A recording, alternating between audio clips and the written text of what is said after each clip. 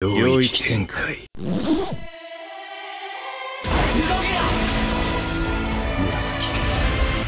Même affaibli, Sukuna reste le roi des fléaux, car il ne suffit pas de posséder le corps du plus fort pour le devenir. Mais Yuta Okkotsu, à la différence de Gojo Satoru, ne combat pas seul. Et c'est peut-être là la différence qui mènera à un coup décisif. L'avantage théorique de Yuta, la réalité du roi des fléaux encore en capacité, et surtout l'arrivée du nouveau GOAT de Jujutsu Kaisen. Mais est-ce que tout ça aboutira? On en parle.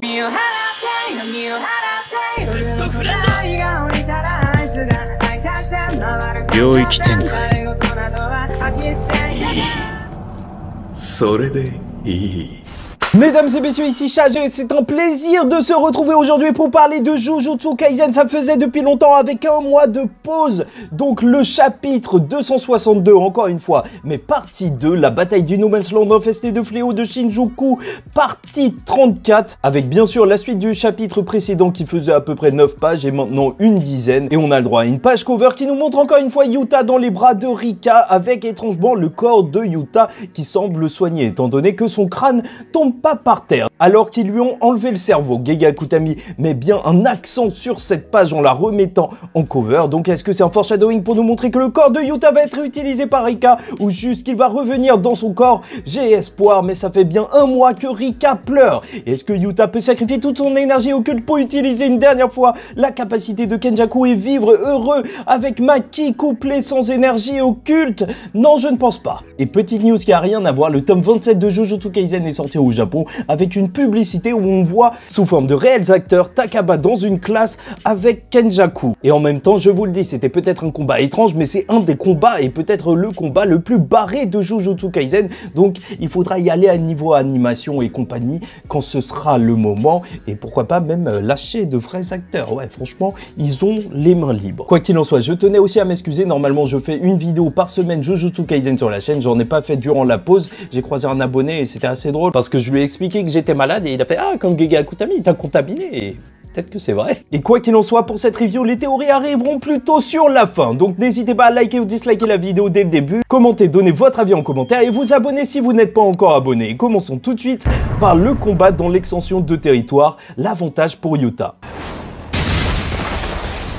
Car pour rappel, Yuta Okkotsu peut combattre l'extension de territoire de Sukuna durant 3 minutes qui vont se révéler être décisives. Et tout va se jouer là alors que Sukuna doit utiliser l'amplification afin de pouvoir toucher le corps de Gojo et surpasser l'infini. On ouvre donc directement sur une prise de Yuta sur Sukuna pour le balancer au sol et le repousser avec un kick. Et le fond avec l'infini, je trouve que ça marche extrêmement bien sur toutes les pages pour ce combat dans une extension de territoire. On voit bien que Gege Akutami est revenu en forme, le Yuta est confiant, refrappant Sukuna au visage, car bon, déjà physiquement, Sukuna est bien sûr peut-être au plus mal alors qu'il ne lui reste qu'un seul bras. Même si Yuta n'a pas non plus toutes ses capacités, il ne peut pas utiliser ses techniques de copie car Rika hante son vrai corps. Ce qui est assez intéressant à savoir qu'un fléau hante un corps et pas une âme. Et donc il semblerait qu'il ne pourrait plus revenir à l'intérieur de son corps. Et donc peut-être que j'ai un peu trop d'espoir, mais le fait qu'ils disent qu'ils pensent qu'il ne pourra plus jamais retourner dans son corps et que c'est terminé, bah ça me fait me dire que tout ça c'est un piège parce que sinon pourquoi on nous le dirait explicitement?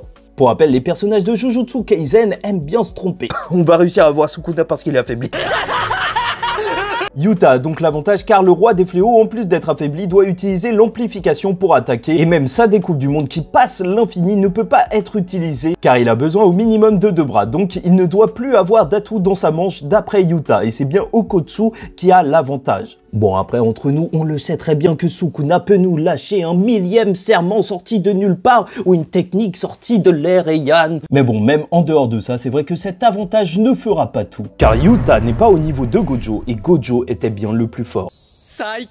Puisque ce chapitre nous montre bien que Yuta, en plus de ne pas avoir accès à ses capacités, bah tout simplement ne maîtrise pas complètement celles de Gojo. Déjà on verra ça juste physiquement dans un échange de coups où Yuta rate sa cible car les membres de Gojo sont plus longs. Bon, il faut pas mal interpréter ça, c'est vrai qu'on est autour des 1,90 m et en plus de ça, même si de l'extérieur l'infini semble être une technique sans défaut et toute puissante, c'est une technique sensible qui demande une grande précision et maîtrise. Ainsi le simple échange de corps qu'ils ont fait durant durant l'entraînement n'a pas suffi pour que Yuta maîtrise complètement l'infini. Et donc en plus d'être envoyé valser par Sukuna, Yuta va juste rater son tir. Le Quickscope 360 c'est pas pour demain, hein, tout le monde n'est pas Jordan. C'est donc pour ça que le génie de sa génération, Yuta Okkotsu, va réellement saisir la grandeur de Gojo Satoru et ce que signifiait être le plus fort quand Gojo le disait, en comprenant que le sixième œil n'est pas seulement requis pour minimiser le coût en énergie occulte, mais aussi pour voir et contrôler scrupuleusement l'énergie pour utiliser l'infini à son plein potentiel. Et bien sûr, Sukuna se rend bien compte que Yuta a du mal à gérer une capacité aussi complexe que l'infini, ce qui lui permet de reprendre l'avantage physiquement. En même temps, il n'est pas dans le corps de Gojo depuis très longtemps, mais le roi des fléaux, en réfléchissant, c'est que Yuta a une technique de copie qui doit sûrement être activable après avoir fait ingérer à Rika une partie ou le corps de la cible. Mais Rika ne semble pas là, et même s'il avait accès à sa copie, Sukuna connaît maintenant les techniques copiées de Yuta, et Yuta ne peut pas utiliser plusieurs capacités en même temps de toute manière, donc il est bloqué avec l'infini. Mais le roi des fléaux va réaliser une chose, c'est donc que Yuta va peut-être mourir et est prête à tout, ce qui veut dire que le prochain coup logiquement de Yuta sera de lancer un violet kamikaze. Et c'est juste excellent de voir la page en entière avec le découpage de Gege Akutami qui marche extrêmement bien pour qu'on ressente la panique de Sukuna. T'as d'abord un sourire, ses pensées, puis ça sourit plus du tout et il regarde juste avec un regard choqué. Les souvenirs traumatisants du violet de Gojo sont encore présents. En vrai, qu'est-ce que c'était iconique la bombe de Gojo Satoru. Enfin bref, et on vient donc au violet décisif, l'intervention du boîtier. Et au final, est-ce que ça va vraiment marcher ?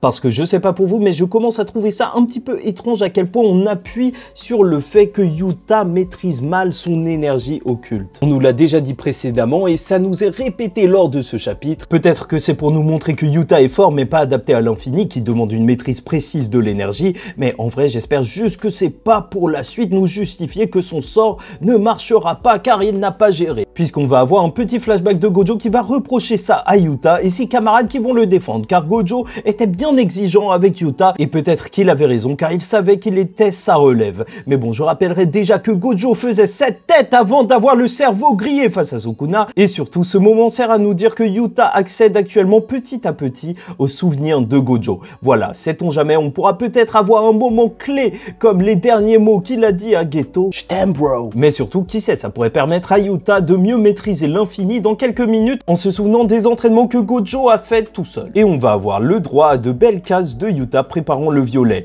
Mais Sukuna va l'arrêter avec un bras en main et l'envoyer valser, car Sukuna ne lui laissera pas la chance de lancer cette capacité. Et c'est pour ça que Gojo a dû élaborer tout un stratagème, lui, afin de le faire. Sauf que c'est là que le véritable plan va rentrer en jeu. Alors que Yuta est bien posé sur les crânes de bœuf, je sais pas quoi, il sait surtout que Sukuna a conscience du fait qu'il ne peut utiliser que l'infini en ce moment. Donc le plan est simple et marchera, en utilisant une attaque par surprise, une autre capacité, car en lâchant un bleu qui va attirer les choses, le GOAT de ce chapitre va apparaître, caché dans les débris, un enregistreur avec la voix d'Inumaki qui va dire à Sukuna de ne pas bouger. Sukuna veut vraiment montrer qu'il n'est pas gay. English or Spanish? English. Whoever moves first is gay. You got something in your nose, sniffing that K. Did you feel the hole?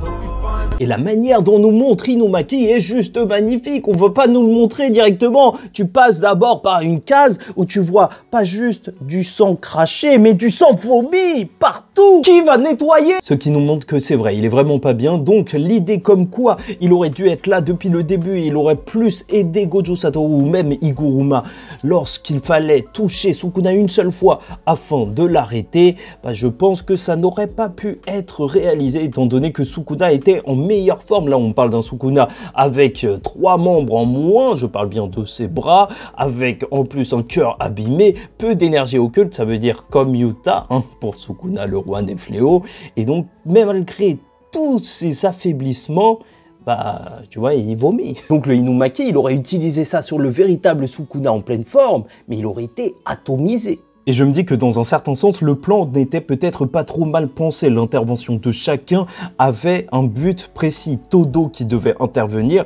justement et attendre pour sauver les personnages de l'extension de territoire et compagnie. Mais oui, c'est drôle de s'imaginer que Inumaki, en vrai, là, il avait passé son truc d'enregistreur et il était peut-être tranquille en train de regarder un film et bim, quelqu'un l'a utilisé alors qu'il pensait pas et voilà, il est... Ah! Au passage, il avait déjà utilisé sa voix à distance lors de la confrontation entre Kyoto et Tokyo, les écoles d'exorcisme. Et bon, je savais que Gege Akutami aime nous lâcher un nouveau personnage qui saute sur Sukuna à chaque chapitre, mais l'enregistreur était pas sur ma liste. Sur Terre comme au ciel, seul lui mérite d'être honoré et Sukuna va peut-être perdre et le iPod va gagner. Bref, on terminera donc le chapitre sur Sukuna qui a à peine le temps de réaliser ce qu'il se passe. L'enregistreur, le GOAT de ce chapitre qui n'aura même pas eu le temps de tomber au sol, que Yuta a récité les incantations pour le violet, mais on ne saura pas si ça se lancera, étant donné que même on voit les deux cercles, donc du rouge et du bleu,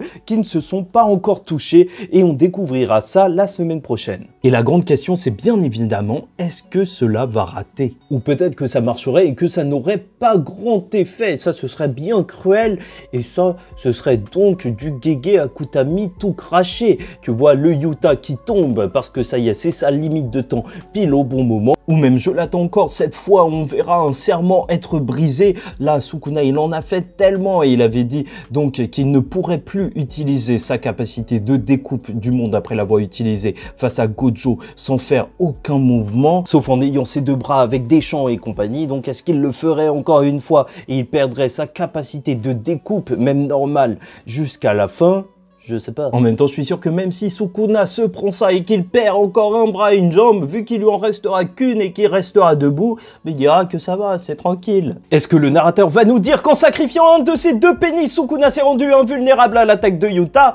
Bon, j'avoue, c'était la pire idée que j'ai jamais eue. Et pourquoi il en aurait deux? Je sais pas. Il a 4 bras, il a plein de yeux, je sais pas. Alors que Akari flâne toujours, est-ce que Uraume va venir se sacrifier pour Sukuna afin qu'on apprenne un petit peu plus cette histoire, cette relation entre les deux et que Sukuna découvre l'amour? Non, je sais pas. J'espère juste qu'à l'extérieur, ils se sont préparés à affronter le Sukuna qui sortirait et que Yuji pourra pleinement remplir son rôle. Il y a déjà des gens qui partent dans des théories comme quoi il va rater ce violet, mais ensuite il va en relancer un avec l'aide de Gojo Satoru qui va reprendre le contrôle de son corps comme Kenjaku ou même Toji lors de l'incident de Shibuya, car l'âme est le corps et le corps est l'âme, et ensuite il va y avoir un violet père-fils. Mais bon, vous l'aurez compris, je serais beaucoup plus choqué que ça marche que ça ne marche pas en réalité. Et qui sait, on n'est pas à l'abri d'un autre traumatisme avec la semaine prochaine un chapitre qui s'ouvre directement à l'aéroport avec un Yuta qui va retourner en Afrique. Ça semble super raciste quand je dis ça, mais c'est...